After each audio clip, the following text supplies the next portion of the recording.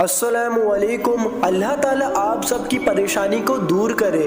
دوستو، کربلا قسط کا یہ پارٹ 2 ہے۔ اس سے پہلے ہم نے پارٹ 1 بنا لیا ہے، تو دوستو جنہوں نے نہیں دیکھا وہ پارٹ 1 دیکھے، اس کے بعد یہ دیکھے تو آپ کو سمجھ میں آئے گا۔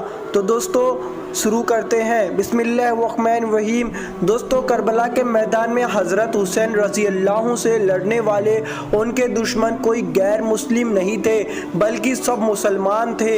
یہ قوم کل قیامت کے دن اللہ کو کیا جواب دے گی کہ جس نے اپنے نبی کی اولاد دو بھی قتل کر دیا۔ جب حضرت حسین رضی اللہ عنہ کے سارے بھائی اور ساتھی شہید کر دیے گئے تو حضرت حسین نے اپنی تلوار اٹھائی اور دشمنوں سے لڑنے کے ارادے سے آگے بڑھے۔ اتنی دیر میں حضرت حسین کو اپنے سب سے چھوٹے بیٹے کا خیال آیا تو خیمے میں آواز دے کر اپنے 2 سال کے بیٹے قاسم کو اپنے پاس بلایا اور اسے دیکھ کر رونے لگے۔ سوچ رہے ہوں گے کہ آج یہ میرا پیارا بچہ یتیم ہو جائے گا، اس کے سر سے باپ کا سایہ اٹھ جائے گا۔ حضرت حسین رضی اللہ عنہ اپنے بیٹے کے سر پر ہاتھ رکھ کر اسے دیکھے جا رہے تھے اور آنکھوں سے آنسو جاری تھے کہ تبھی سامنے سے ایک دشمن نے تیر چلایا اور وہ سیدھے حضرت حسین کے 2 سال کے بیٹے قاسم کی گردن پر آ کر لگا۔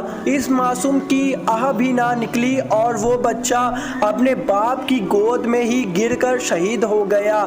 بیٹے کی ایسی موت دیکھ کر حضرت حسین بھی تڑپ اٹھے اور آنکھوں سے آنسو بہنے لگے، لیکن تبھی خود کو سنبھالا اور پھر اپنے بیٹے قاسم کی گردن سے بہتا ہوا خون ہاتھ میں لے کر آسمان کی طرف اچھال دیا اور کہا کہ اے اللہ، اگر آپ اس حال میں بھی مجھ سے راضی ہیں تو حسین بھی آج آپ سے اس حالت میں راضی ہے۔ اور پھر حضرت حسین نے اپنے تلوار لے کر دشمنوں کا مقابلہ شروع کیا۔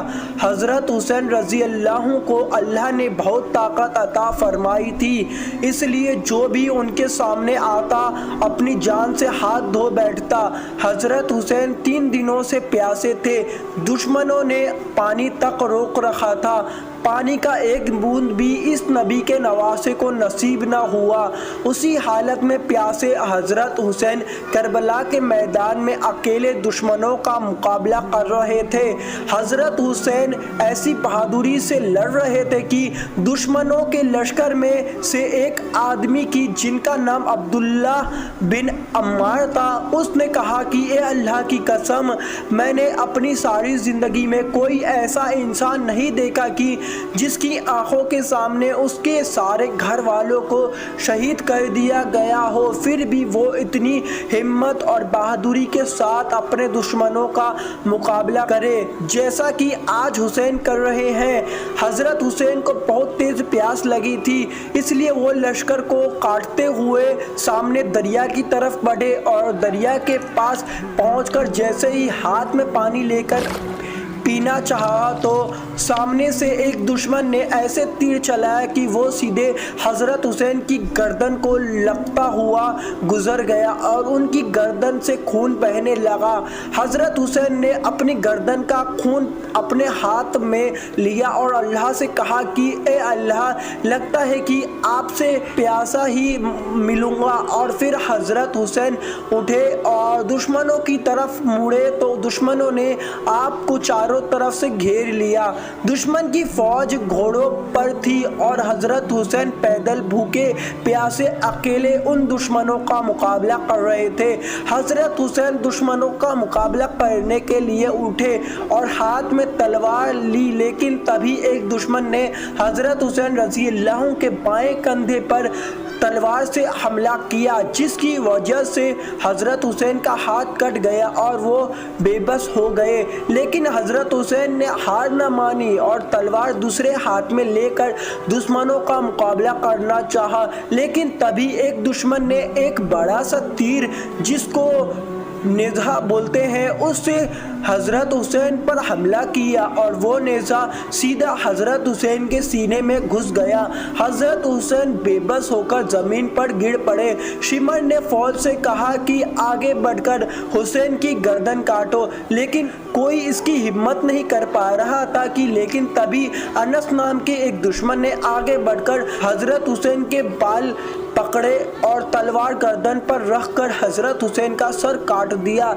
हज़रत हुसैन का जिस्म धड़ाम से ज़मीन पर गिरा और फिर शिमर की हुक्म पर हज़रत हुसैन का सर तलवार की नोक पे लगाकर आसमान की तरफ उठा दिया गया। शिमर ने हुक्म दिया कि जितने लोग हुसैन के साथ आए थे उन सभी की गर्दनों काटो और तलवारों की नोकों पर चढ़ा दो। हज़रत हुसैन के सभी साथियों की गर्दनें काटी गई और सभी के कटे सर तलवारों की नोकों पर चढ़ा दिए गए। यहाँ तक कि उन जालिमों ने हज़रत हुसैन के 2 साल के बच्चे हज़रत कासिम की भी गर्दन काटी और उसे तलवार पर चढ़ा दिया। उसके बाद शिमर ने हुक्म दिया कि हुसैन के जिस्म पर घोड़े दौड़ा दिए जाए। शिमर के हुक्म पर ऐसा ही किया गया और फिर हमारे हुजूर सल्लल्लाहु अलैहि वसल्लम के नवासे हज़रत हुसैन रज़ी अल्लाह के जिस्म पर घोड़े दौड़ाकर उनकी लाश को खराब कर दिया गया। हज़रत हुसैन के जिस्म पर 32 तलवारों के जख्म थे और 34 नेज़ों के जख्म थे।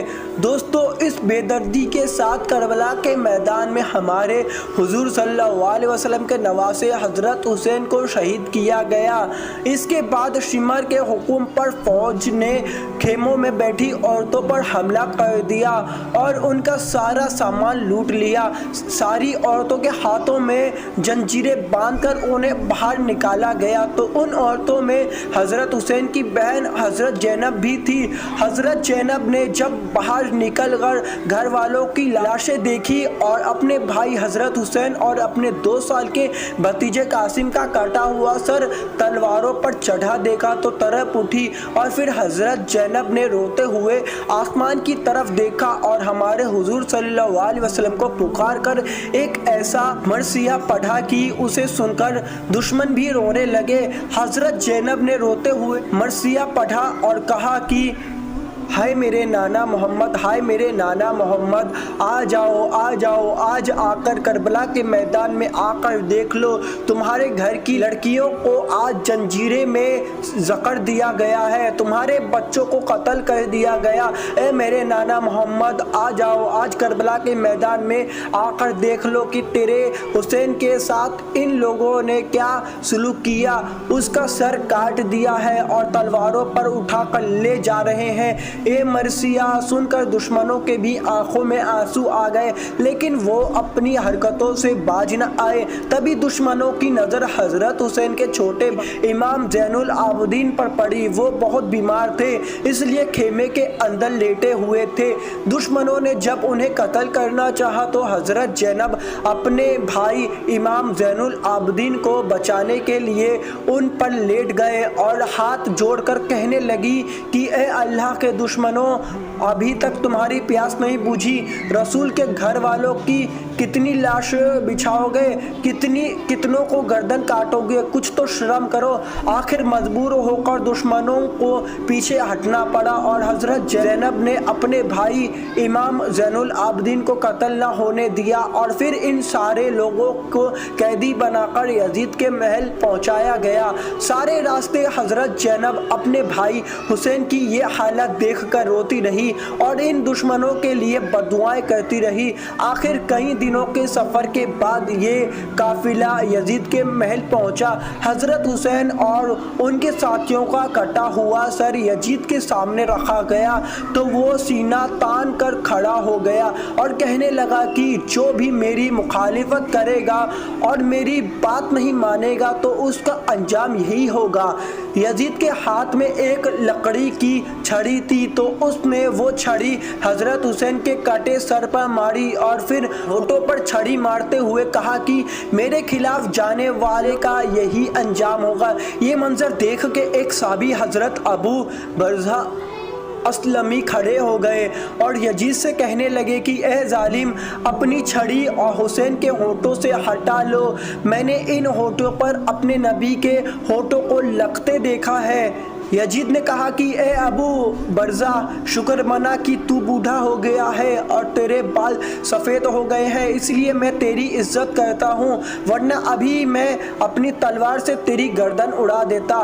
جس دن حضرت حسین کو شہید کیا گیا تو اسی دن حضرت عبداللہ بن عباس نے خواب دیکھا کہ حضور صلی اللہ علیہ وسلم کے ہاتھ میں ایک بوتل ہے کہ جس میں خون بھرا ہوا ہے۔ حضرت عبداللہ بن عباس نے پوچھا کہ اے اللہ کے رسول، آپ کے ہاتھ میں یہ خون کیسا ہے؟ تو فرمایا کہ اے میرے حسین اور اس کے ساتھیوں کا خون ہے جو میں صبح سے جمع کر رہا ہوں، اور قیامت کے دن میں اللہ کے سامنے گواہ بن کر آؤں گا کہ ان ظالموں نے کیسے میرے حسین کو شہید کیا ہے۔ جس دن حضرت حسین کو شہید کیا گیا تو اس دن شام اور عراق ملک میں جس پتھر کو بھی اٹھایا جاتا اس کے نیچے خون نکلتا، وہاں کی مٹی سے خون نکل رہا تھا، پتھروں سے خون نکل رہا تھا۔ یہ دیکھ کر سبھی حیران تھے۔ حضرت حسین کے چھوٹے امام زین العابدین ہر وقت رویا کرتے تھے، تو کسی نے ان سے پوچھا کہ حضرت آپ اتنا زیادہ کیوں روتے ہو؟ تو انہوں نے جواب دیا کہ میرے بھائی حضرت یعقوب کو بیٹا یوسف کھو گیا تھا، بعد میں مل بھی گیا تھا، لیکن پھر بھی اس بیٹے کو یاد کر کے حضرت یعقوب اتنا روئے تھے کہ انہوں نے اپنی آنکھیں خراب کر لی تھی۔